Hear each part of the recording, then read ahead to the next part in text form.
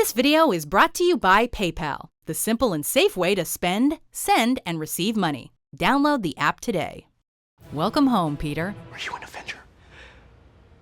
Yeah, basically. Welcome to WatchMojo.com, and today we're counting down our picks for the top 10 Spider-Man Homecoming Easter eggs. Having a party? Yeah, it's gonna be dope. You should totally invite your personal friend Spider-Man. Before we begin, we publish new videos every day, so be sure to subscribe for more great content. For this list, we're taking a look at the various references littered throughout Spidey's first solo outing in the MCU. In case you haven't seen the movie yet, keep in mind we'll be going into spoiler territory. Number 10, the Iron Spider. When you're ready, why don't you try that on? And I'll introduce the world, the newest official member of the Avengers, Spider-Man. In the comics, Tony Stark designs the Iron Spider armor for Peter during the Civil War. This high-tech outfit was missing from the 2016 film adaptation of that classic Marvel storyline, but it did make an appearance in Spider-Man Homecoming. After defeating the Vulture and learning the true meaning of heroism, Peter is given the opportunity to become an official Avenger. Tony even offers him an enhanced suit, which shares an undeniable resemblance to the Iron Spider costume from the comic book Civil War storyline. Peter ultimately decides to remain a friendly neighborhood Spider-Man for the time being. But when it comes time to take on Thanos, Peter may want all the help he can get. Where's the kid? He left. Everybody's waiting. You know what? He actually made a really mature choice. Just surprised the heck out of us. Number 9, Midtown High since 1962. Do you know him too? Yeah, we met. I stole the shield. In many respects, Homecoming is one half superhero movie and one half coming-of-age comedy. Thus, a good deal of the film takes place at Midtown School of Science and Technology. Observant viewers will notice the school's crest reads, established in 1962. Midtown High School made its first appearance in Amazing Fantasy number 15, which hit comic book store shelves in 1962. As if that's not fitting enough, this milestone comic also marked the debut of a certain web crawler. This was actually the last Amazing Fantasy issue to come out until a 1995 revival, but it was only the beginning for Spidey, who's been a staple of Marvel since 1962. Rise and shine, Midtown Science and Technology. Students, don't forget about your homecoming tickets. Do you have a date for homecoming? Thanks, Jason, but I already have a date. Okay. Yeah. Number 8, Bagley Graffiti. But what about me? What about you?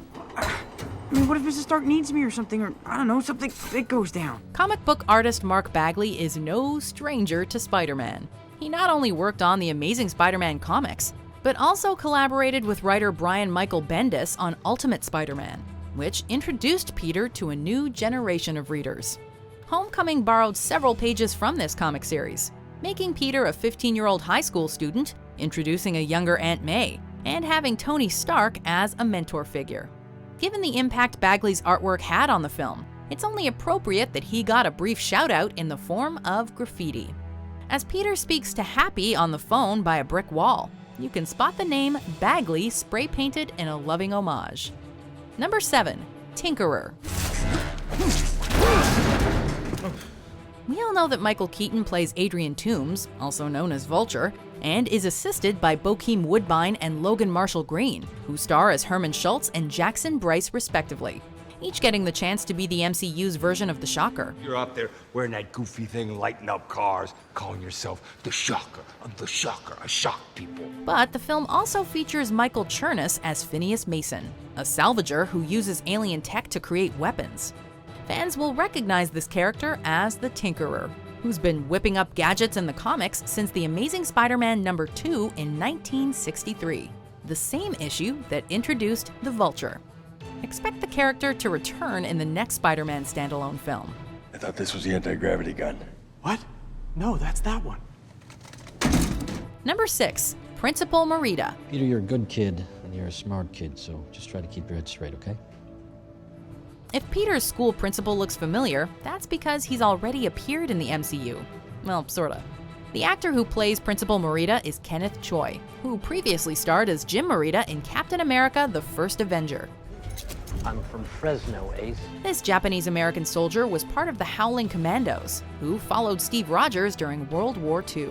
Sharing a resemblance and surname, it shouldn't come as a surprise that Principal Morita is a descendant of Jim's. There are even some photos of Jim and his squad in the principal's office. It's good to know that the Morita legacy lives on, while the captain teaches kids about fitness and patience. Hi, I'm Captain America, here to talk to you about one of the most valuable traits a soldier or student can have: patience. Number 5, the voice of Karen. What about Karen? You can call me Karen if you would like. Of all the gadgets that make up Peter's Spider-Man suit, AI Karen just might be the most useful. A natural language user interface, Karen assists Peter just as Jarvis aided Tony Stark before becoming Vision.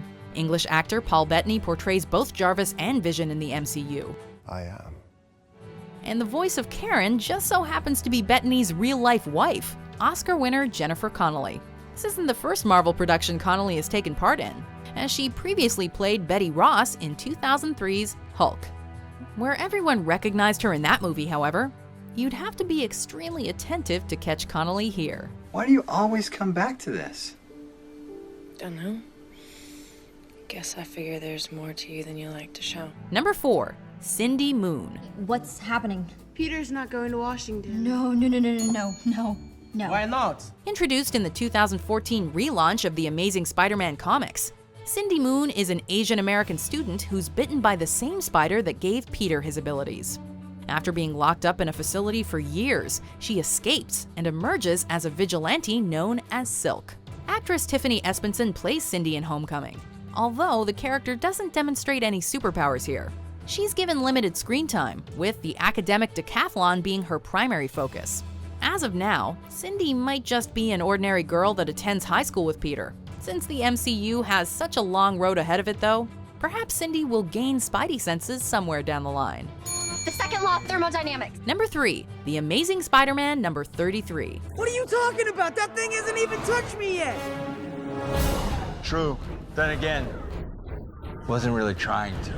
A pinnacle moment in Homecoming finds Peter trapped underneath a mountain of rubble as water falls from above, proving that he's super even without a suit. Our hero summons the strength to escape from the debris. This triumphant scene pays tribute to a similar sequence from The Amazing Spider-Man number 33.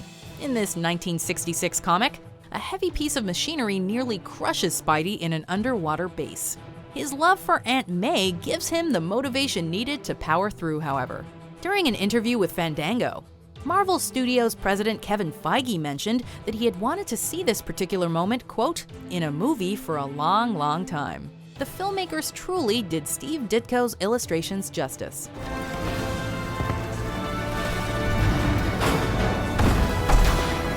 Number 2, Mac Gargan.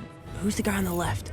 Matt Gargan. Extensive criminal record, including homicide. The Vulture isn't the only enemy that Spider-Man makes throughout the course of this movie. When an arms deal goes south on the Staten Island ferry, a criminal named Mac Gargan gets tangled in Spidey's web. This character made his comic debut in Amazing Spider-Man number 19, eventually giving Peter Parker a run for his money as the Scorpion. We don't get to see Gargan suited up as a supervillain alter ego in Homecoming, but the Scorpio tattoo on his neck probably isn't a coincidence. The ending of the film finds Gargan scarred, behind bars, and thirsty for revenge. So it wouldn't be shocking if we saw the Scorpion sting a certain spider in the future. And I heard a rumor. You know who he is? Number 1, Miles Morales. I don't want those weapons in this neighborhood. I got a nephew who live here. This fan-favorite character didn't appear on screen in Homecoming, but he was definitely alluded to. Donald Glover stars as Aaron Davis, a small-time criminal who mentions that he has a nephew. Davis notably becomes the villainous Prowler in the Ultimate Marvel comic books. Davis also happens to be the uncle of Miles Morales, who takes over the role of Spider-Man in the Ultimate Universe after Peter's death. What's especially interesting is that Glover was an inspiration for Miles' character, after the campaign for him to play Peter Parker in The Amazing Spider-Man. Glover has also voiced Miles in animation, making his presence here all the more awesome. My name is Miles Morales, and I'm Spider-Man. This video is brought to you by PayPal, the simple and safe way to spend, send, and receive money. Download the app today.